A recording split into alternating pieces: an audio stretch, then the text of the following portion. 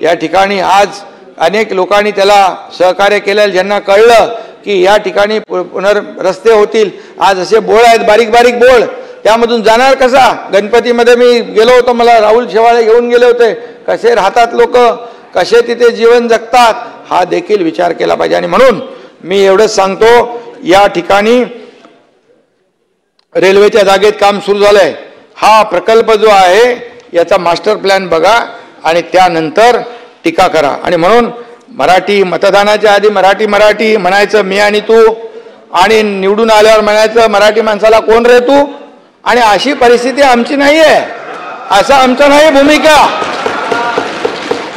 अरे त्याच्या मागे उभे राहा, त्याच्या पाठीशी उभे राहा, तर सांगा। आणि म्हणून हे सगळे साठे लोटे डेव्हलपर बरोबर झाले, या विचार केला पाहिजे। आणि म्हणून या ठिकाणी फक्त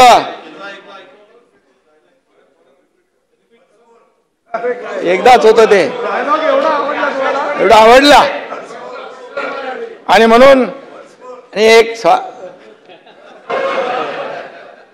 आकाशवाणी एकदा होते आणि भरपूर बाकी आहे, त्यामुळे खऱ्या अर्थाने काय फक्त स्वार्थाचा झेंडा आणि सत्तेचा अजेंडा राबवायचा एवढंच माहीत आहे। तेवढं विजयराव तुमच्याबद्दल मी बोलत नाही, तुम्हाला मुद्दाम मी सांगतो की तुम्ही समजदार आहात, स्वयं पोरं टोरं बोलली तर समजू शकतो, पण तुम्ही एवढा विरोधी पक्ष नेता मंत्री सगळे राहिलेला आहात, आणि म्हणून खोटे नाटे आरोप करणं हे सोडून दिले पाहिजे। अरे विकासाला चालना द्या, काय विकास विरोधी सगळे निर्णय घेणारे कोण, काय सगळं आम्ही सरकारमध्ये यायच्या अगोदर काय होतं, मुंबईमध्ये महाराष्ट्रामध्ये सगळं ठप्प होतं, सगळे प्रकल्प बंद होते, कारशेड बंद होता, सगळे रस्ते बंद होते, बाळासाहेब ठाकरे आपला दवाखाना आम्ही केला, सगळं काय होतं, आणि ह्याला हे तुम्हाला दिसतंय डोळ्यांनी समोर। आणि म्हणून मी बोलतोय जे केलं आम्ही, आणि त्याचबरोबर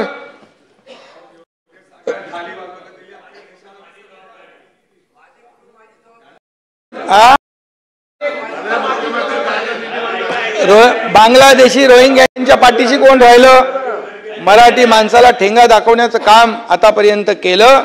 आणि म्हणून मी या ठिकाणी सांगतो, मुंबईमध्ये बांगलादेशी झोपड्या किती वर्ष सरकार, किती वर्ष सत्ता मुंबई महापालिकेची राबवली, कोणी त्यांना नळ कनेक्शन दिलं, कोणी त्यांना सुविधा दिल्या, हे सगळं आहे। आणि म्हणून मी यासाठी जास्त काय आरोप आपल्याला मला करता येत नाही, करू नये। आणि मी एवढंच सांगतो की भ्रष्टाचाराचे आरोप केले, कोणावर भ्रष्टाचाराचे आरोप करता? अरे कोविडमध्ये खिचडी चोरणारे, डेड बॉडी बॅग चोरणारे, कोविडमध्ये कोणावर आरोप करता तुम्ही?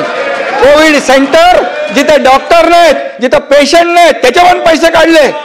रस्त्यावर रस्ता बनवणारा कॉन्ट्रॅक्टर, कपड्याचा व्यापारी, त्याला कोविड सेंटर बनवायला दिलं, कोणावर आरोप करता भ्रष्टाचाराचे?